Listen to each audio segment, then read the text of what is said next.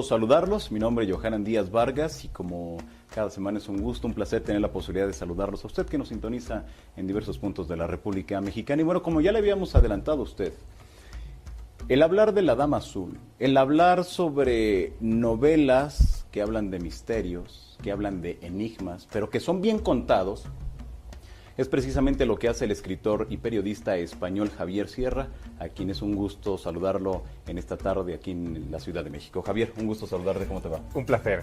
Platícame, ¿La Dama Azul? Sí, La Dama Azul es una historia bien singular, es una novela que en estos momentos está siendo publicada en 23 países y que cuenta una historia que aparentemente parece ciencia ficción o parece fruto de mi imaginación, pero que tiene una fuerte raigambre real.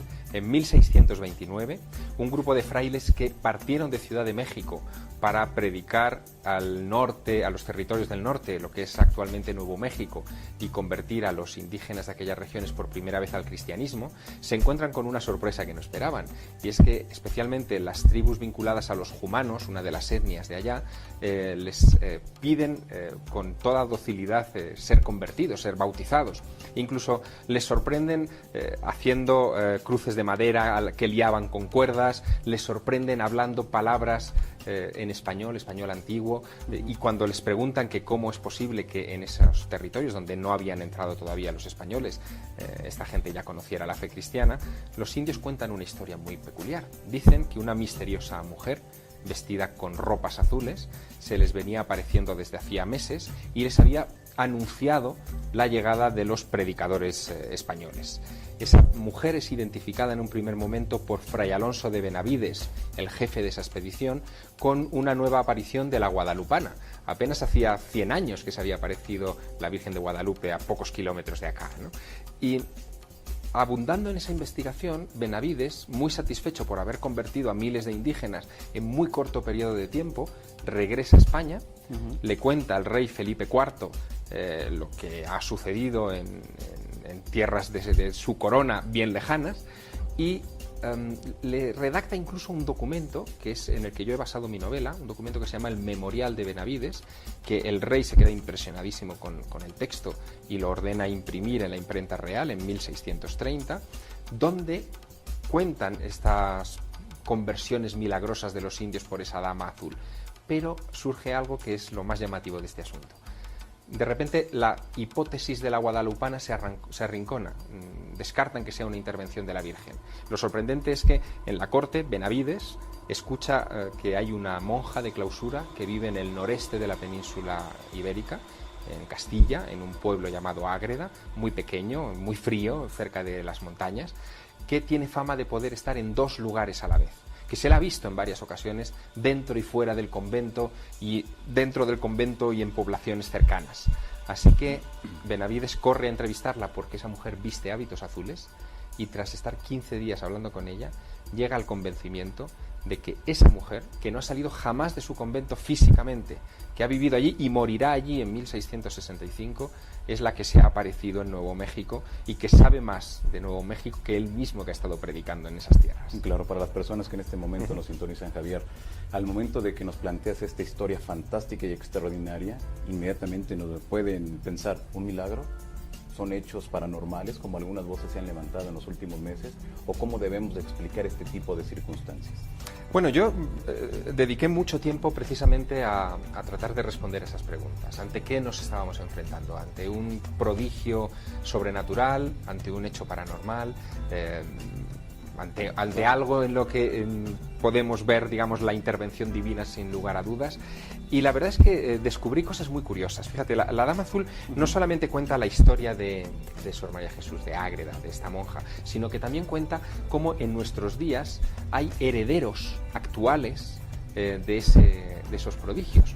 Durante los años 70, y seguro que, Johanan, tú conoces esta historia, durante los años 70 la administración Carter entrenó a un grupo de soldados en una base cercana a Washington DC, en Fort Meade, donde les instruyeron para como espías psíquicos los llamaban, para salirse fuera del cuerpo. Le suministraron unos sonidos muy particulares que provocaban un estado alterado de conciencia, provocaban esas salidas astrales, vamos a llamarlas así, a voluntad. Se les daban unas coordenadas geográficas, generalmente siempre al otro lado del telón de acero, en la Unión Soviética, en la extinta Unión Soviética, para que espiaran y dieran esa información al Departamento de Defensa para que actuara en consecuencia. No es ciencia ficción, no es una película. En los años 90, durante la administración Clinton, se desclasificaron miles de documentos sobre esos espías psíquicos que yo consulté para mi novela. Y se hablaba de que Carter invirtió cerca de 20 millones de dólares americanos de aquel tiempo en ese proyecto. Lo que hacen esos soldados en los años 70 se parece un poco a lo que hace la Dama Azul. Es decir, están en dos lugares a la vez. Su cuerpo está en la base militar, pero su alma está en Washington, alma, espíritu, no sé cómo llamarlo, está en Siberia o en cualquier otro lugar espiando o recabando información. Y tratando de comparar ambos fenómenos, yo llego a interesantes conclusiones, ¿no? Yo creo que efectivamente ambas cuestiones, tanto el espionaje psíquico y los viajes astrales como la bilocación, tienen que ver con esa parte de nuestra naturaleza que pocas veces consideramos y que llamamos alma, ¿no? Y que tiene que ver con esa chispa que tenemos dentro de nosotros y que nos trasciende cuando nos desencarnamos, cuando nos morimos, y que nos hace ser más especiales muchas veces de lo que creemos, ¿no? Esto fue en 1600, mediados de 1600, ¿no? Sí, la historia de la Dama Azul, a partir de 1629 se destapa el caso. Muy bien, se da a conocer. En ese momento, ¿cuál fue la repercusión de esa historia? Bueno, en su momento tuvo importancia porque, sobre todo para el rey. El rey se fascinó con esta mujer, evidentemente. ¿Se entrevistó con ella? Sí, esto es muy curioso. El rey en 1643 tuvo que emprender una campaña militar al norte de la península ibérica, se desvió de su camino expresamente para ir al convento y ver cara a cara a la Dama Azul. Cuando la tuvo delante, a través de las rejas, unas rejas, además que todavía hoy se conservan, unas rejas terribles con unos pinchos que separan el interior de la clausura del exterior, el rey le pidió a la monja si sería tan gentil de convertirse en su consejera espiritual. Y la monja dijo que sí. El rey le escribió una primera carta a la que le sucedieron otras 299 en el curso de los siguientes años, hasta que ambos fallecen en 1665. ¿Qué hay en esa correspondencia? Yo también la he examinado a fondo. ¿Has tenido los papeles en tus manos, los originales? Sí, he tenido esos papeles en mis manos. Y la correspondencia es fascinante porque el rey solicita a la monja ayuda en todo tipo de cuestiones. Incluso en cuestiones de tipo bélico. Como sabe que esta mujer puede estar en dos lugares a la vez y viaja con la velocidad del pensamiento a donde ella quiere, le pide que le informe de qué está sucediendo con sus tropas, por ejemplo, destacadas en Centro Europa. Le pide incluso que espíe, no utiliza esa palabra, ¿no? Pero sí que averigüe qué está sucediendo en los palacios de los nobles de los que él no tiene una idea muy clara de su fidelidad, por ejemplo, ¿no? Y también hay unos episodios que a mí me impresionaron especialmente, que se producen cuando el rey pasa los momentos más amargos de su vida. El rey pierde a su esposa y al cabo de muy poco tiempo pierde a su hijo primogénito, que debía ser el heredero de la corona, el príncipe Baltasar Carlos. El príncipe Baltasar Carlos muere ya con 17 años. Imagínate el drama, no tiene otro hijo varón y en esa época, bueno, el sucesor tiene que ser varón, ¿no? Así que lo que ocurre en ese momento es que le pide a la monja que haga de medium con su hijo y con su esposa. Y la monja, en esa correspondencia se ve como ella dice que desciende al purgatorio, que ha tenido conversaciones con el príncipe Baltasar Carlos y con su difunta esposa, y le cuenta los resultados de esas conversaciones al monarca. Es un personaje, como te digo, fascinante, que evidentemente cayó en las garras del Santo Oficio, de la Inquisición, que la entrevistó en dos ocasiones, en 1635 y en 1650, pero esta monja era tan hábil, tan inteligente, que logró sortear incluso el inicio del proceso judicial. Claro, hay algo que me llama la atención de esto que acabas de mencionar, Javier, el asunto de en 1643, cuando se le pide que averigüe qué es lo que está pasando con las tropas en el campo de batalla, qué es lo que está sucediendo con el hijo, la esposa que ya habían muerto, y seguramente hay muchos otros temas así interesantes. Y nos has mencionado también lo de Carter. O sea, es un paralelismo muy importante en el sentido de que siempre a lo largo de la historia, para las personas que nos sintonizan en este momento, Javier, como siempre son utilizados estos temas considerados de las otras realidades precisamente para saber qué es lo que está haciendo la otra persona, qué es lo que está haciendo aquel país o cualquier otro ejército, ¿no? Hombre, fíjate que cuando yo trabajé para la documentación del libro, encontré al oficial de inteligencia que coordinó las operaciones de entrenamiento de estos espías psíquicos. Se llama Skip Atwater. Hoy en día trabaja en una organización en el estado de Virginia que se llama el Instituto Monroe. El Instituto Monroe se funda en los principios de los 60 por un ingeniero de sonido llamado Robert Monroe. Este hombre tuvo en aquel tiempo muchas de estas experiencias de viaje astral o de salida fuera del cuerpo, ¿no? Pero él creía que eso debía ser una enfermedad mortal. O sea, cada vez que se tumbaba a echarse la siesta, veía cómo se salía de sí mismo y se veía desde fuera. Pensó que tenía un tumor cerebral o algo mucho peor. Como era una persona con recursos económicos, pudo pasearse por los principales médicos y psiquiatras norteamericanos de aquel tiempo, buscando una receta para aplacar esa enfermedad, esa dolencia.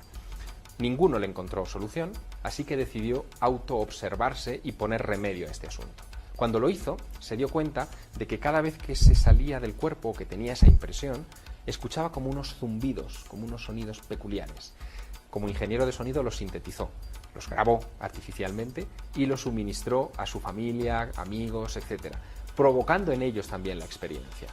Así que patentó el sonido y al cabo de un tiempo fue el ejército de los Estados Unidos el que descubrió este asunto y lo contrató, compró o le alquiló la patente para utilizarla con sus soldados. El jefe de aquella sección nueva en el Departamento de Defensa, Skip Atwater, fue el que a mí me dio todo tipo de detalles hace algunos años en Virginia, y no solo eso, yo también le pedí que me adiestrara como soldado, como espía psíquico, es decir, que me suministrara esos sonidos en una cámara de aislamiento sensorial, una cámara aislada acústicamente, pero también con planchas de plomo para evitar cualquier tipo de interferencia electromagnética, en la que me colocaron electrodos en el cuerpo para controlar mis constantes vitales, y donde me fueron suministrando en dosis esas frecuencias vibratorias, esos sonidos, provocando que tuviera algún tipo de visión, ¿no?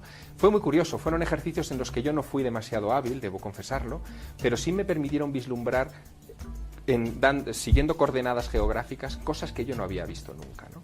Entonces, si alguien torpe como yo consiguió eso, ¿qué no pudieron haber conseguido durante la época de los entrenamientos diarios de soldados para esa tarea? Bueno, lo que consiguieron está en los informes militares. Llegaron a descubrir incluso la existencia de un prototipo de submarino soviético que no se conocía oficialmente en ese tiempo y que se confirmaría después por otros medios de espionaje convencional.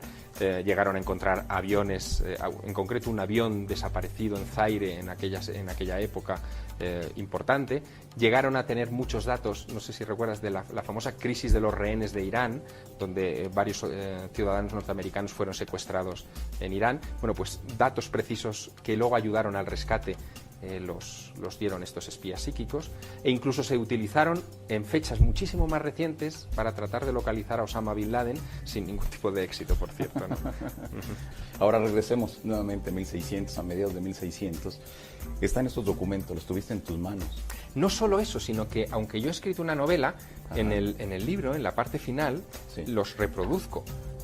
Estos son los textos en facsímil originales, donde se habla de la milagrosa conversión de la nación jumana. Es, como digo, el primer documento histórico que cita Nuevo México. Fíjate si será importante que hace escasas fechas, el pasado mes de diciembre, el gobernador de Nuevo México, al que tú conocerás bien por otros asuntos, Bill Richardson, así es, decidió firmar un acuerdo de hermanamiento entre el Estado de Nuevo México al completo y la villa soriana española de Ágreda, de donde es la Dama Azul, inspirado precisamente por las bilocaciones de la Dama Azul. Yo estuve en aquel acto, vi cómo Bill Richardson estampaba su firma en ese documento y cómo se rubricaba el primer hermanamiento de este tipo que se da en la historia, inspirado en un hecho sobrenatural. porque Exacto. nunca hasta ahora se había dado así. Tampoco, por supuesto, se había hermanado nunca un Estado norteamericano, una de las estrellas de la bandera, con un pueblo de 3.500 habitantes en España. También esto es muy singular, ¿no? Claro, y tú estuviste ahí, en ese acto. Sí, entre otras cosas porque Richardson leyó mi novela, Ajá. se quedó muy fascinado con ella y decidió que no podía hermanar Ágreda con un pequeño pueblo de Nuevo México donde se hubiera visto a la Dama Azul, sino que la importancia del personaje fue tal que debía hermanarse con todo el Estado, ¿no? Exacto, que yo creo que es muy importante para ti, para tu novela, ¿no? Saber que tiene esa repercusión no solamente con los lectores, sino también en el ámbito político. Bueno, a mí no deja de sorprenderme cada vez que recuerdo el episodio el escuchar hablar a una serie de políticos. Allí estaba el secretario de Cultura del Estado de Nuevo México, por supuesto el gobernador de Nuevo México, también estaba varios agregados de la Embajada de España, en fin, había una representación diplomática. De repente estar dando discursos sobre bilocaciones, ¿no? En fin, esto a mí me llenó de estupefacción, ¿no? Sobre todo cuando yo le pregunté a Richardson que me había sorprendido la naturalidad con la que él hablaba de fenómenos sobrenaturales, me hizo recordar algo muy interesante. Me dijo: hombre, señor Sierra, dice, usted quizá no se ha fijado todavía, pero si mira las placas de matrícula de nuestro estado, verá cuál es el lema que tenemos aquí, ¿no? El lema es Land of Enchantment, ¿no? O sea, tierra de encantamiento. Sí. Claro, es verdad, en Nuevo México puede ocurrir cualquier cosa. Estamos conversando con Javier Sierra, él es periodista y también es escritor. La que viene a presentar, aquí en la República Mexicana es La Dama Azul, un libro que ha salido pues ya en varias ediciones. Yo lo he visto en algunas otras por parte de otras editoriales, y lo más importante es que este tiene un diseño, y como ya lo mencionó Javier, en las últimas páginas tiene la reproducción de estas cartas. Sí, bueno, los documentos de Benavides, algunas informaciones de prensa también de la época, y sobre todo la aclaración de que los personajes de esta novela y la trama de ficción de esta novela quizá no es tan ficción como parece, ¿no? Claro, al principio se menciona a un Carlos, que inmediatamente las personas que más o menos conocen sobre estos temas, inmediatamente lo relacionan contigo. Sí, es inevitable, ¿no? Pero hay algo también muy importante al principio de tu novela, el cronovisor. Sí. Aquel experimento que se asegura que hay científicos y algunas personas de la Iglesia Católica abocados a recuperar las últimas palabras de Jesús cuando se encontraba en la cruz. Platícanos un poco de eso y luego regresamos desde luego con el asunto de la Dama Azul. Sí, es verdad que una de las columnas en las que se sustenta mi novela es un personaje que se llama Giuseppe Baldi, que es un benedictino que se ve implicado en la construcción de una máquina para obtener sonidos e imágenes del pasado por orden o por encargo de la Santa Sede.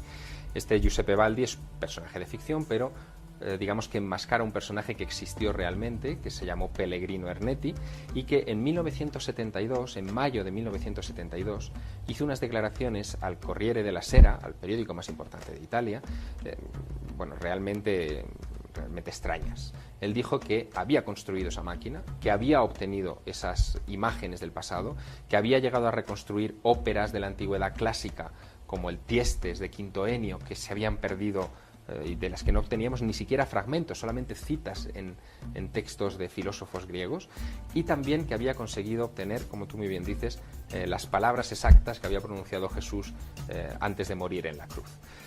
Bueno, después de la publicación de esa noticia en el Corriere della Sera, diversas agencias se hicieron eco, evidentemente, de sus palabras, y la información trascendió prácticamente a todo el planeta. Llegó también a publicarse en España. Yo, siendo niño, recorté esa noticia de la prensa y me fascinó siempre desde muy pequeño. De hecho, la reproduzco también aquí. Hay un recorte que dice: una máquina que fotografía el pasado. Bueno, pues la historia me impactó tanto que yo durante años busqué a Pellegrino Ernetti. Tenía que estar en algún rincón de Italia. Lo encontré, finalmente lo encontré. Él estaba escondido en el convento el monasterio benedictino de San Giorgio Maggiore, en la isla del mismo nombre, que está en Venecia, justo frente a la plaza de San Pedro, es la que aparece, de San Marcos, es la que aparece en todas las estampas de Venecia, ¿no? Le entrevisté, le pedí una entrevista. En aquella época yo lo localicé por un accidente. Él había hecho unas declaraciones a la revista Oggi italiana como exorcista, de repente le entrevistaron como exorcista. Yo vi Pellegrino Ernetti, inmediatamente me acordé de este recorte de prensa y dije, debe de ser la misma persona. Le pedí una entrevista para hablar con él del diablo, porque si le mencionaba el cronovisor a lo mejor no me recibía. Me recibió. Estuvimos 2 horas conversando sobre Dios, el diablo, los ángeles y todo el problema teológico que todo eso conlleva, con toda tranquilidad. Cuando en un momento determinado de la conversación, llevábamos 1 hora y media charlando, le saqué el tema del cronovisor, su reacción yo no la olvidaré mientras viva. Él se puso pálido, rígido, se levantó de su mesa, estábamos cada uno al lado de un escritorio lleno de papeles, se puso a mi lado, me cogió de los hombros y me sacó literalmente de su despacho y del convento diciendo, váyase de aquí, yo de esto no le puedo hablar, este es un asunto peligroso, por favor, no vuelva. Yo me quedé tan impactado que, sobre todo después de haberle oído hablar de Dios y el diablo, yo pensando que esos eran los temas más importantes de los que podría hablar un sacerdote, pero no, aquel tenía algo más, que era este cronovisor, algo que lo aterrorizaba, que decidí seguir investigando en la medida de mis posibilidades en torno a este asunto. No averigüé mucho porque el asunto del cronovisor es como muy hermético, muy críptico, pero lo poco que averigüé me sirvió para, digamos, construir una de las tramas también de esta novela. Claro, pero es cierto, ¿realmente hubo personas abocadas a la investigación sobre este asunto del cronovisor? ¿O sí, es como tú sabes bien, Javier, muchas veces se lanza como que noticias fantásticas para ver quién lo pesca o para desinformar sobre algo que vayan detrás de algún tema en específico? Bueno, como tus espectadores son espectadores especializados y ya han oído hablar de muchos de estos fenómenos antes, yo te diré cuál es la conclusión a la que yo he llegado respecto a este asunto del cronovisor. En realidad, los primeros experimentos sobre el cronovisor se realizan en Milán, en el Milán de los años 50, en la Universidad de Milán, y en concreto por 2 profesores que estaban muy asociados al inicio de la investigación del fenómeno de las psicofonías. Es decir, el cronovisor en realidad era una especie de máquina que captaba psicofonías, más que una máquina en sentido estricto del término que obtenía imágenes y sonidos del pasado, más que una máquina del tiempo. Está en ese ambiente. ¿Cómo llegan 2 profesores de la Universidad de Milán, prestigiosos, serios, responsables, a implicarse en tratar de captar esos sonidos del más allá? Bueno, hay una explicación sociológica maravillosa y que nos da una importante lección histórica. En Italia, desde finales del siglo XIX y durante todos los primeros 20 años del siglo XX, hay una auténtica pasión por el mundo de la radio gracias a Marconi. Marconi inventa la radio. Pero Marconi no solamente inventa la radio. Marconi trata de comunicarse con seres extraterrestres. Él está convencido de que puede captar trenes de ondas venidos de Marte o del espacio profundo, y también está convencido de que puede comunicarse con esa cosa que en ese momento es tan mágica, tan extraña, tan poco conocida como las ondas hertzianas. También puede comunicarse con los muertos. Genera tal pasión en la sociedad italiana y en la sociedad científica italiana que hay muchos que persiguen ese objetivo. Y esa pasión termina golpeando al Vaticano, que quiere también tomar parte de este asunto y quiere saber de primera mano qué se puede hacer ahí. Y ahí es donde probablemente, no tengo la prueba final, pero es casi seguro que ese es el camino, ahí es donde probablemente el Vaticano se implica en este proyecto de la cronovisión. Claro, desde luego, para el mundo de habla hispana, el saber o tener conocimiento del cronovisor se le debe a Javier Sierra. ¿Por qué? Porque ha publicado algunos artículos sobre esta temática y has dado a conocer precisamente este asunto de la cronovisión. Pero ¿hay algo real, hay algo tangible que diga efectivamente el Vaticano estuvo investigando esto o son meras suposiciones? No, el Vaticano estuvo investigándolo con toda seguridad.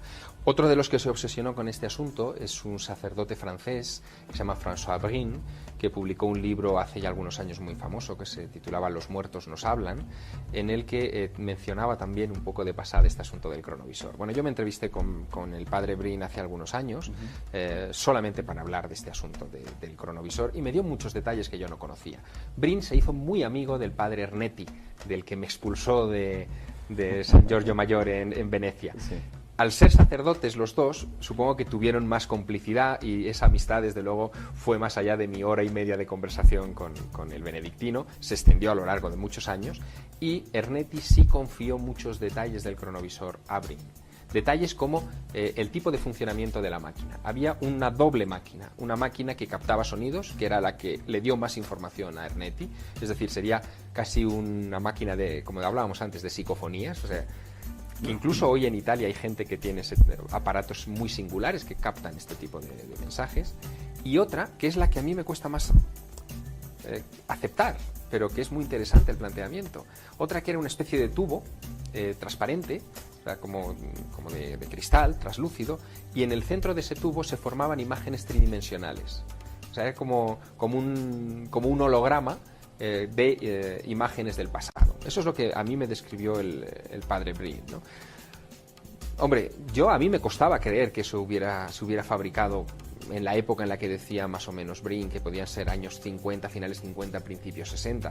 Estábamos en la época en la que, bueno, los tubos catódicos de la televisión ya eran un avance, vamos, muy importante, casi alienígena, ¿no? y sin embargo ahí estábamos hablando de un holograma, de una holografía.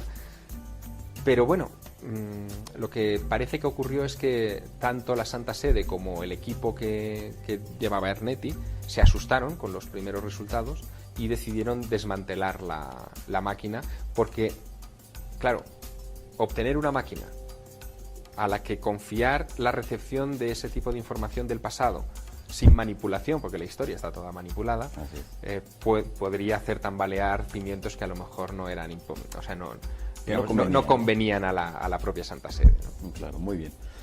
Desde luego este es el pilar, como tú bien lo mencionas, el pilar de esta novela, La Dama Azul. Pero ¿por qué o en qué momento, aunque lo describes en la primera parte de tu novela, que vas a hacer una investigación, hay nieve y de repente ves ahí Ágreda? ¿Y después qué pasa? Platícanos. Bueno, claro, la historia es cómo, digamos, yo tropiezo con este caso, porque la monja de Ágreda, Sor María de Jesús, no era un personaje en aquella época como muy conocido, ¿no? Cuando en España hablamos de monjas hablamos de Santa Teresa, fundamentalmente, ¿no? Pero no hablamos de Sor María de Jesús. Bueno, eso fue una historia muy singular, porque ocurrió en el invierno del año 91. Yo trabajaba entonces para la revista Año Cero en España y había publicado un reportaje sobre teleportaciones. Hay testimonios en todo el mundo, gente que conduciendo su vehículo entra en una niebla y aparece 30 kilómetros más allá de forma instantánea, o 300 kilómetros más allá, o en el sentido contrario de la autopista. En fin, hay relatos de todo tipo. Yo recogí varios de esos relatos de primera mano y le pedí, a Enrique de Vicente, el director de la revista, que me pasara alguna documentación histórica. Revisando papeles, descubrí una referencia de una antigua revista mexicana en la que se mencionaba a una tal Sor María Jesús de Ágreda, que había estado 500 veces en América sin haber abandonado nunca su convento. Bueno, yo cité aquel caso al final del reportaje, sin más conocimiento de causa. No existía Google ni Wikipedia, no podía consultar en prácticamente ningún lado. Simplemente lo cité. Al cabo de una semana, investigando para otro reportaje en el norte de la península ibérica, en el norte de España, me sorprendió una nevada tremenda en la Sierra de Cameros, y tratando de escapar de esa nevada, llegué a un pueblo que se llamaba Ágreda, justo como el apellido de la monja. O no era el apellido, que es lo que yo me planteé, a lo mejor era un gentilicio, o sea, Sor María Jesús de Ágreda estaba indicando que esa mujer era de allí. Entré en el pueblo en busca de información. Con 9 grados bajo cero un domingo por la mañana no había nadie en la calle. Quise irme del pueblo, pero con tal mala fortuna que tomé una carretera errónea que iba a dar a un convento con una estatua grande delante que decía "A la Madre Ágreda". Bueno, yo tenía la mosca detrás de la oreja, como decimos en España, ¿no? Sí. Llamé a las puertas del convento, al torno, pregunté si allí conocían a esta tal Sor María de Jesús y me dijeron que efectivamente, que la conocían, que había sido la fundadora de aquel convento. Les pregunté por la bilocación, por estos viajes a América. Me dijeron que por supuesto, que allí tenían la documentación a mi disposición, que me la mostraban. Y cuando ya había revisado algunos papeles y estaba lo suficientemente seguro de que aquello era una gran historia, me dice las monjas que me estaban atendiendo: bueno, antes de irse, por favor, pase por la iglesia y salúdela. Digo, ¿que salude a quién? Dice, a la Dama Azul. Digo, la tenemos allí, en una vitrina de cristal. Y efectivamente, allí en una vitrina de cristal se conserva todavía hoy su cuerpo incorrupto. Esta mujer muere en 1665. Su estado de conservación es bastante notable. Y yo me quedé muy perplejo porque, imagínate, era la primera vez que yo le veía la cara a un personaje histórico, ¿no? Claro, allí estaba, durmiendo, casi como si fuera la Bella Durmiente, ¿no? Esperando que alguien la despertara. Me impactó tanto que, bueno, que no le conté nada ni a Enrique de Vicente, al director de Año Cero, ni a nadie, porque digo, esta historia hasta que no la termine de investigar no la voy a contar. A las 2 semanas me estaban enviando, por casualidad, a un congreso, a cubrir la información de un congreso internacional que nada tenía que ver con monjas, ni bilocadas, ni nada de eso. Nada de esto, a un congreso internacional sobre ovnis que se celebraba en Tucson, Arizona, en el año 91, que organizaba Wendell Stevens, un general norteamericano.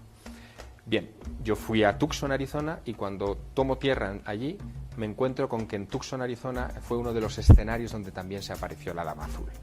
Ya no me pude quitar la Dama Azul de encima durante años. Los siguientes 7 años estuvieron llenos de casualidades de ese tipo. Gente que me enviaba cartas con información correcta, declaraciones que yo hacía en la radio sobre este asunto muy ligeras, pero que provocaban una reacción que me conducía a otra fuente de documentación, viajes oportunos donde encontraba gente adecuada que me ponía sobre otras pistas. En fin, fueron tantas que necesité escribir una novela para explicarme a mí mismo lo que había sucedido, ¿no? Uno de los pilares de la novela es la casualidad. De hecho, se inicia con una cita de Théophile Gautier, que yo creo que resume mucho este problema. Dice, la casualidad es quizá el seudónimo de Dios cuando no quiere firmar. Muy bien, Javier, tengo que hacer un corte. Vamos a un corte para todas las personas que nos sintonicen en estos momentos. Estamos conversando con el escritor español Javier Sierra sobre este asunto, su último el libro o la novela que viene a promocionar a México, La Dama Azul. ¿Esto por primera vez cuando vio la luz? Bueno, hubo una primera versión en el año 98, pero que he reescrito totalmente. Esta es una novela nueva, revisada, con mucha documentación, digamos, de lo que yo he seguido investigando, porque las casualidades han seguido en estos años también y no he podido dejar de trabajar en este caso. Javier, amigos del auditorio, desde luego, esto no es casualidad. ¿No es casualidad? No lo es. Yo creo que es una gran historia y esa historia estaba precisamente para Javier Sierra. Bueno, probablemente. Si no hubiera sido yo, hubiera sido algún otro despistado que hubiera tocado con este asunto, pero que era una historia que necesitaba ser contada y necesitaba que diera la vuelta al mundo y necesitaba que estuviera ahora en México.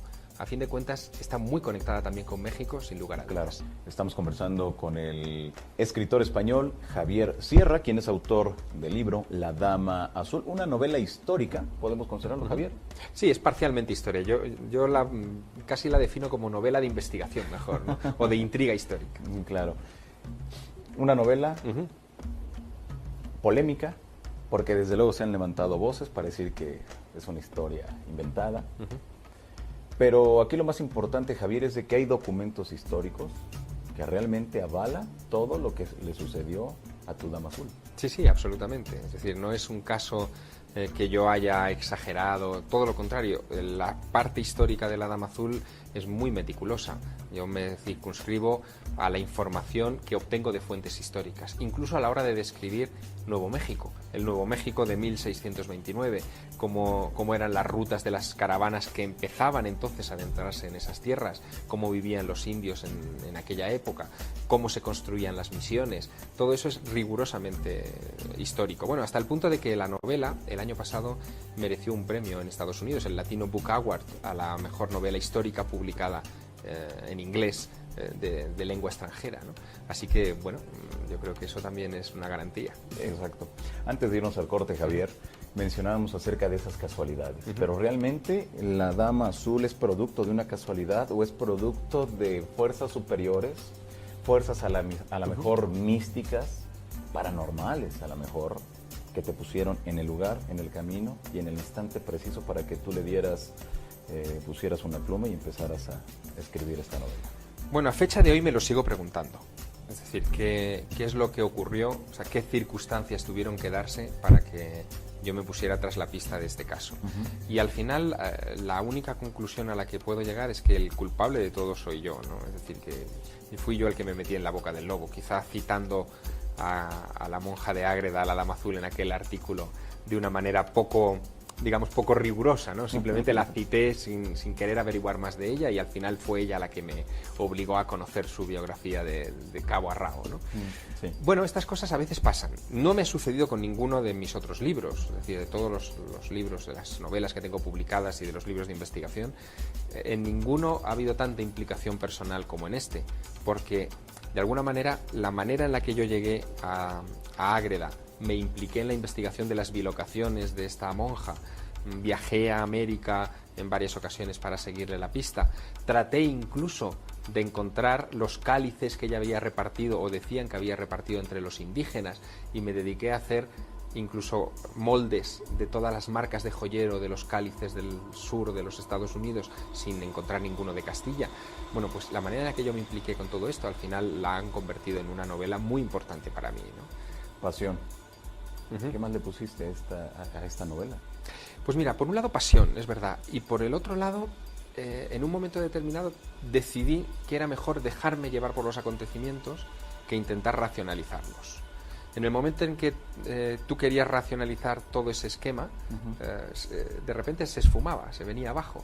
Cuando decías, no, me voy a dejar llevar, a ver a dónde voy a parar con esta historia, ahí empezaban a sucederse cosas. Por ejemplo, la última investigación, porque sigo trabajando con el caso, que estoy realizando, tiene que ver con algo muy curioso. Si bien no encontré la prueba física de que la monja de Ágreda había dejado objetos en Nuevo México, en esas bilocaciones, de repente me he tropezado con otra prueba circunstancial muy interesante. Esta mujer le gustaba bordar, cosía, y cosió varios tejidos que se conservan en el convento de Ágreda que yo he visto recientemente. Uno de esos tejidos es una manta en la que aparecen pájaros y flores bordados que no existen en España, que son más propios de latitudes americanas. Pero sobre todo hay unas casullas, unos vestidos de sacerdote que se conservan en el convento, en el museo, en el pequeño museo que tiene el convento en Ágreda, en Soria, que muestran unas figuras romboidales, como en escalera, que son exactas a las que los indios navajos siguen hoy tejiendo en sus mantas, de las que venden a los turistas cuando uno visita Nuevo México o Arizona y que tejen desde antes de la llegada de los españoles. Así que ahí hay una pregunta interesante, ¿no? Porque ¿de dónde sacó ella la información para esos motivos? Esta mujer escribió un libro inédito, no está publicado en España todavía, se ha publicado una traducción al inglés en los Estados Unidos recientemente, que se llama El Tratado de la Redondez de la Tierra. Se encuentra en la Biblioteca Nacional, en la sección de manuscritos de la Biblioteca Nacional de Madrid. Ese Tratado de la Redondez de la Tierra es una descripción a vista de pájaro de nuestro planeta hecha por la monja de Ágreda, donde cuenta, por ejemplo, entre los detalles asombrosos, cómo ella puede surcar alrededor de la faz de la Tierra encima de una nube, todo esto es muy curioso, y ver cómo se pasa de la noche al día según ella va moviéndose sobre el planeta, ¿no? Descripciones curiosísimas, atípicas en una monja del siglo XVII, en un momento en el que no existía ninguna referencia visual ni gráfica para hablar en esos términos, pero está ahí su escrito. Muy interesante. Es un personaje muy complejo, lleno de recovecos fascinantes y a medida que yo voy profundizando más en su historia voy descubriendo... Te va sorprendiendo. Sí, voy descubriendo más cosas. Es inagotable, como por ejemplo la sorpresa que me llevé hace algunos años en una de mis visitas al convento, cuando las monjas del lugar me dijeron, bueno, le vamos a presentar hoy a la abuelita. Digo, ¿cómo que la abuelita? ¿Quién es la abuelita? Dice, la abuelita es la madre de la monja de Ágreda, la madre de la Dama Azul, que también la conservamos incorrupta. Me llevaron a un lugar donde movieron un sarcófago que tenían allí, un féretro, lo abrieron y allí estaba el cuerpo también semi-incorrupto de la madre de la monja, vestido también con hábitos. Porque la historia de la familia es impresionante. La madre de la monja, Catalina de Arana se llamaba, junto con su padre, en un momento determinado, deciden fundar, ya siendo ellos adultos y habiendo tenido hijos, cada uno decide fundar un convento, uno para hombres y otro para mujeres. En el convento de mujeres ingresa Sor María Jesús de Ágreda, o sea, siendo una niña. Y esa madre, Catalina de Arana, es un personaje que ya tiene muchas facultades místicas. Tiene trances, ve luces, bolas de luz extrañas en su celda que describen en algunas páginas, escucha voces, en fin, es un personaje singular. Tanto es así que su hija es la que hereda esas facultades, indudablemente, ¿no? Pero las magnifica. La monja de Ágreda empieza a hacerse famosa siendo muy joven porque la ven levitar sus hermanas y corre la voz por todo el territorio y viene mucha gente a misa solamente para ver en un momento determinado a través de las rejas del coro cómo levita una de las hermanas, una de las monjas, ¿no? Ese es el inicio de la fama sobrenatural de esta mujer. Ahí inicia todo. Ahí inicia todo, sí. Muy bien, ¿y ahora por parte del padre? No, por parte del padre parece que los hombres siempre hemos sido poco importantes en estas cosas, ¿no? Por parte del padre poco hubo. De hecho, sí que estoy tras la pista desde hace años de uno de los hijos varones, hermano de la Dama Azul, que hay un documento antiguo de finales del 19 que habla de que estaba incorrupto en una ermita, enterrado en una ermita en el norte de España, ¿no? En una montaña. Pero esa ermita se destruyó y se perdió todo lo que había allí, entonces no he sido todavía capaz de reconstruir esa parcela, ¿no? Claro. Ahora entremos a este asunto de los cuerpos incorruptos. ¿Cómo se puede lograr eso? Bueno, en el caso de Ágreda es especialmente singular, porque Ágreda es una tierra húmeda, de muchas nieves. Tú sabes que una de las condiciones fundamentales para la preservación de un cuerpo sin intervención de ningún tipo de técnica de embalsamamiento o de momificación es la sequedad del terreno. Allí se dan las circunstancias exactamente opuestas. Y además las monjas en aquella época, como hoy, eran enterradas apenas con una sábana, con una tela alrededor, en el suelo, y ya está. En el caso de la monja se hizo así también, cuando ella muere en la primavera de 1665, y cuando se la desenterró al cabo de unos años, para, digamos, unas obras de aclimatación del convento, se encontraron con que el cuerpo estaba incluso flexible. Es una de las descripciones más curiosas, ¿no? Incluso flexible. El último examen médico que se ha hecho de ese cuerpo incorrupto se realizó en 1989. Yo hablé con varios de los médicos que participaron en ese trabajo y me contaron una cosa muy singular, a mí me llamó mucho la atención. Se limitaron a firmar el informe médico redactado en 1909, 80 años antes, porque el estado de conservación en esos 80 años no se había deteriorado ni lo más mínimo. Bueno, es bastante extraño, o sea, es bastante singular. Y los propios médicos que han participado en esos exámenes no saben encontrarle una explicación lógica, ¿no?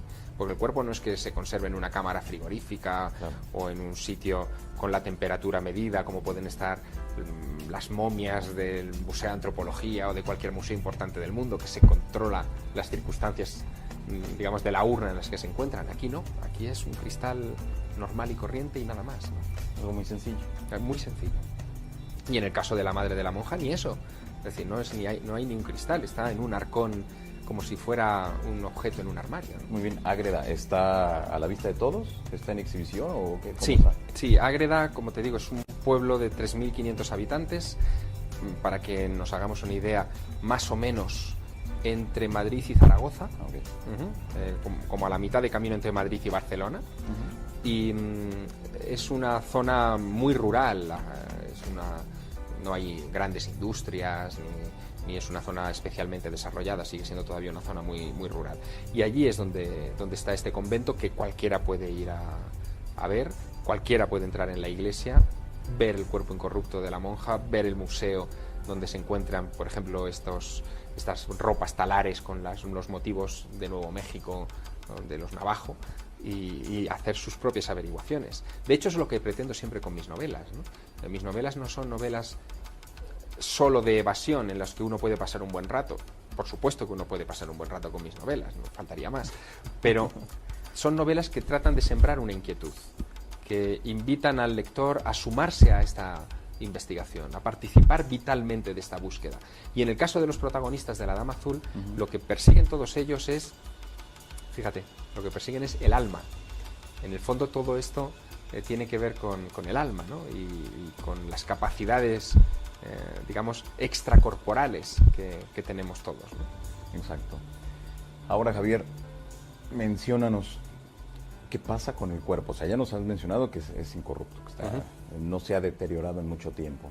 ¿Hace milagros? La gente acude, aparte del morbo, acude a pedir un milagro, a pedir quizá o a dar gracias por los favores recibidos.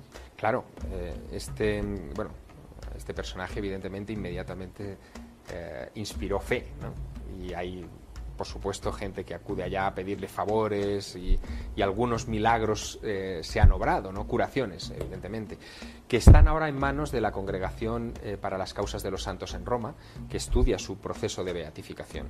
Déjame decirte que hace un año y medio más o menos estuve en la Congregación de las Causas de los Santos en Roma preguntando por la Dama Azul y me entrevisté con uno de los relatores de esa congregación. Un relator es el que se dedica a investigar precisamente los hechos sobrenaturales que luego servirán para acreditar la fama de santidad de los personajes que llegan a los altares. Bueno, yo salí de allí queriendo ser relator de la Causa de los Santos, claro, imagínate, es alguien que todo el día está trabajando con lo sobrenatural, ¿no? Bueno, pues uno de ellos, el padre Cristoforo Bove, es un especialista en bilocaciones. Para que tengas una idea, él estudió a fondo el expediente del padre Pío de Pietrelcina, hoy santo. San Pío de Pietrelcina tuvo varias bilocaciones, algunas muy documentadas, como por ejemplo la que él hizo entre su convento en Nápoles, en el sur de Italia, y Montevideo, en Uruguay, donde atendió al moribundo arzobispo de Montevideo, porque ese arzobispo había visitado Nápoles años atrás y le había hecho prometer al padre Pío que le atendería cuando él muriese. Y hubo un montón de gente que vio un capuchino jorobado con barba entrar en la habitación y atenderle en esos últimos minutos de vida, ¿no? Bueno, en fin, el caso es muy, muy complejo y lo estudió mucho Cristoforo Bove. Y yo le pregunté al padre Bove por qué en el siglo XVII, en la época de la monja de Ágreda, de la Dama Azul, se produjeron tantos casos de bilocación. Porque el caso del padre Pío, que es del siglo XX, es muy atípico, no hay apenas casos contemporáneos de bilocación. Y me dijo una cosa muy curiosa. Me dijo que efectivamente que tenía razón, que en el siglo XVII se concentraron el mayor número de incidentes de este tipo. Por ejemplo, ahí está San Martín de Porres, ¿no? Que en Perú tenía también este tipo de experiencias. Y me decía que justo en esos años del XVII, los conventos de clausura católicos vivieron su periodo de mayor rigidez. Fueron más estrictos que nunca antes. Fueron los tiempos en los que las rejas se hicieron más hoscas que nunca y se colocaron esos pinchos hacia afuera para que nadie se acercase a las monjas. Las ventanas que daban al exterior de los conventos se empequeñecieron para dejarlas casi como si fueran troneras de castillos, ¿no? O sea, que casi no pudieran ni asomarse. Las mujeres que había allí dentro vivían emparedadas en vida, no salían para nada. Entonces me explicaba Bove que quizá esas clausuras tan férreas provocaron en algunas personas con digamos, predisposición a ello, la necesidad de huir de allí, de escapar. Y como no podían escapar en cuerpo, lo hacían en espíritu. Y eso explicaría las bilocaciones. Pero él no podía explicarse, en el caso de la Dama Azul, algo que no está en casi ningún caso de bilocación. Se cuentan con los dedos de la mano los que son similares. Y es que la Madre Ágreda fue no solamente vista en América por los indios, fue tocada por los indios, repartió objetos físicos a los indios. Es decir, no se trata de una mera proyección, de un fantasma, de algo que es etéreo mientras el cuerpo está en estado de trance en el lugar original, sino de una auténtica desdoblación, ¿no? de un desdoblamiento completo. Y eso, como te digo, es, si cabe, todavía más difícil de entender. Y aún más que ella tuviera conciencia de haber estado también en Nuevo México. Claro. Es decir, su mente se desdoblaba. Bueno, sobre eso la Inquisición le preguntó mucho. Y ella decía que, quizá para exonerarse, para no implicarse demasiado, que la única explicación que encontraba a su desdoblamiento físico en América es que un ángel tomara su figura, se apareciera a los indios, hiciera el trabajo y después se lo contara a la monja en el convento, pero que ni siquiera ella podía dar crédito de eso. Claro, desde luego, pero hay que recordar que en aquellos tiempos, si ella aseguraba y mencionaba todo lo que hacía, inmediatamente iba a tener serios problemas. Bueno, la Inquisición la entrevistó en dos ocasiones, en 1635 y en 1650, y de ambas situaciones se zafó, o sea, no llegaron a condenarla nunca.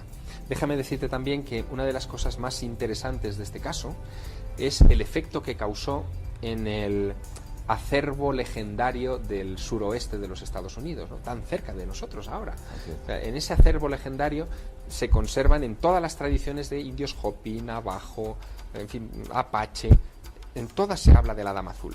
todos hablan de ella, con mayor o menor afecto, porque incluso, por ejemplo, en San Antonio, en Texas, se cuenta la historia de que a la Dama Azul la abatieron los indios a flechas, pero ella se volvía a levantar y al final terminó por rendirles, ¿no? Se habla también de que como 60 años después de las apariciones de la Dama Azul, otros misioneros entraron desde Texas, desde el Golfo de Texas, hacia el interior de los Estados Unidos, y se encontraron con que muchas de las tribus de aquella zona estaban obsesionadas por comprarles mantos azules de este color, del color de los sofás, a los misioneros, precisamente por el recuerdo de la Dama Azul, porque ellos querían enterrar a sus difuntos con sudarios azules como los que sus abuelos recordaban haber visto sobre la cabeza de la Dama Azul. En Texas, la flor oficial del estado de Texas es el bonete azul, y está entroncado con las apariciones de la Dama Azul. La leyenda dice que cuando la Dama Azul se aparecía ante los indios de esa región, iba dejando un rastro de flores de ese color antes de desaparecer en el horizonte. Es decir, hay muchas pistas, antropológicas, etnográficas, en el suroeste de los Estados Unidos vinculadas a la presencia de la Dama Azul. Muy interesante, Javier Sierra. Le recordamos a todas las personas que en este momento nos ven, Javier. Esta es tu última publicación, La Dama Azul, publicado por Planeta, y que es una revisión, ¿verdad? Una revisión de lo que ya se ha publicado en el 98. Sí, se publicó en España, a México no llegó nunca, ¿no? O sea que es motivo de satisfacción doble tenerlo aquí. Exactamente. Y bueno, ahora platícame ya a grandes rasgos y ya para finalizar, ¿qué tan importante es México dentro de toda esta historia? ¿Tiene alguna participación, no? Bueno, tiene una participación fundamental. Fue un gran arzobispo de México del siglo XVII, Monseñor Manso y Zúñiga, el que, organizó todas las expediciones de los misioneros franciscanos para que evangelizaran Nuevo México. Aquí, en Ciudad de México, fue donde se recibieron las primeras noticias ciertas de las apariciones de la Dama Azul en el suroeste de los Estados Unidos, donde se recopiló el primer informe, y de aquí se mandaron las primeras cartas a España, a la Orden de los Franciscanos, informando de los hechos milagrosos que estaban teniendo lugar en el Río Grande. Es decir, que la importancia de México es fundamental porque era la metrópoli, es decir, era la gran ciudad desde la que se organizaban las campañas de conversión de los indígenas. Claro, ¿has tenido documentos en tu poder de aquellos tiempos aquí en México? En los archivos de la Orden de San Francisco en Madrid se conservan algunos de esos documentos. ¿Pero acá en México? No, acá en México no. No has buscado. No, aquí en México ¿Crees no. que haya? Seguramente habrá alguna cosa. De hecho, una de las razones que me llevan a querer venir a la Ciudad de México es rastrear la correspondencia de Monseñor Manso y Zúñiga, que sin duda debe mencionar esto en algunas otras cartas que no han llegado a España, ¿no? Claro, exacto, y que desde luego va a tener más implicaciones para tu novela, ¿no? Vas a robustecer la investigación. Sí, desde luego. Se podría escribir incluso una segunda parte de esta novela perfectamente, porque siguen ocurriendo cosas. Los cumanos, los indios catequizados por la Dama Azul, digamos que mermaron exponencialmente en los años siguientes, en los siglos siguientes. Yo los creía desaparecidos, pero no es así. Es decir, se mezclaron con los apache y hoy quedan todavía algunas comunidades humanas en Nuevo México, y una de esas comunidades se puso en contacto conmigo hace algunos meses a raíz de la publicación en inglés del libro, y me decían que estuviera atento, que la Dama Azul todavía se seguía apareciendo. Bueno, aquello me dejó un poco perplejo y casi me pareció el inicio magistral de una segunda parte de la novela, ¿no? Claro. ¿Quién sabe? ¿Ya estuviste en el lugar? No, todavía no, estoy pendiente de visitarlos. Muy bien. ¿Y si se aparece? ¿Qué va a pasar? ¿Y No que tú estés ahí? No sabría qué decir. Es interesante, ¿no? Bueno, yo ya mantengo una postura abierta ante esto, ¿no? Evidentemente, mira, yo desde hace muchos años yo acepto el lema vital que tenía un gran filósofo e investigador de sucesos extraños francés llamado Aimé Michel, que escribió también un libro sobre misticismo, ¿no? Muy importante en su momento. Aimé Michel decía que en estas cosas hay que estar abierto a todo, pero no creer en nada. Y lo decía por una razón, porque si lo conviertes en dogma de fe, entonces dejas de poner atención a las pruebas. Y él tenía una mente muy racional. Mi mente es racional también, y lucha por entender estas cosas que se salen del esquema racional, pero que existen, indudablemente, que nos influyen en nuestra vida, indudablemente, que es mejor dejar que nos influyan que dejarlas pasar, también, indudablemente. Claro. La Dama Azul, ¿en algún momento será santa? Esperemos que sí. A mí me gustaría mucho estar en esa ceremonia de beatificación. Y desde luego tu novela va a servir a muchas personas, a las nuevas generaciones, en conocer a un personaje histórico con una trascendencia tan importante, tanto para el continente americano como para el europeo. Sí, yo creo que sí. Además, en Italia, por ejemplo, donde ya se ha publicado también el libro, se ha generado una reacción muy interesante, y el libro evidentemente también está en la Santa Sede, ¿no? Es decir, en fin, que si quieren tomarlo como muestra, aunque solamente sea como pequeña muestra de la fama que ya tiene esta mujer, importante es, ¿no? Para ese proceso. Un proceso difícil, claro, porque esta mujer escribe un libro, de eso no hemos hablado, que se llama Mística Ciudad de Dios. Lo publica, se publica 5 años después de su muerte, en 1670, y es un libro en el que se cuenta con pelos y señales la vida de la Virgen María, dictada por ella misma, dice la monja. Al decir aquello de dictada por ella misma, el Santo Oficio condenó el libro al índice de los prohibidos, porque no podía aceptar una nueva revelación, y además de una mujer humilde en un pueblo de España perdido sin ninguna importancia para ellos, ¿no? Bueno, ese libro estuvo condenado, pero el libro se ha ido abriendo paso a lo largo de los siglos, hasta el punto, fíjate, Johanan, de que hace unos años inspiró el guión de la película La Pasión de Cristo de Mel Gibson. Buena parte de los detalles de la vida de la Virgen que contiene ese largometraje están sacados de esa obra de la Mística Ciudad de Dios. En fin, los tentáculos, digamos, o las extensiones de este personaje son infinitos. Claro, Javier. Ya nos has platicado esta historia, ya la hemos conocido a grandes rasgos, y desde luego que en las personas que nos sintonizan en este momento ya les quedó esa duda, inmediatamente van a ir a comprar este libro, La Dama Azul, lo van a adquirir. ¿Por qué? Por tratar de conocer a un personaje tan mágico, a ese personaje que le pones tanta pasión cuando lo estás describiendo, que se antoja leerlo en realidad. Pero la pregunta aquí es, ¿por qué al 2009 está sucediendo todo esto? Se da a conocer y le das más impulso a tu novela, o desde 1998, y es cuando las nuevas generaciones se interesan y voltean los ojos a ver la vida de alguien que para en ese momento no tuvo una trascendencia tan importante, más que solamente en la zona aledaña donde ella habitaba. Bueno, yo creo que este libro es de una rabiosa actualidad, aunque hable de estos acontecimientos que parecen pasados. Claro, porque estamos hablando casi 350 años después. Sí. Sigues hablando de ella. Sí, pero te digo que está de actualidad por una razón, porque, como te digo, no es solo una novela histórica que habla de estos hechos, sino que hay también tramas contemporáneas paralelas que se van entremezclando como si fueran una película, digamos, ¿no?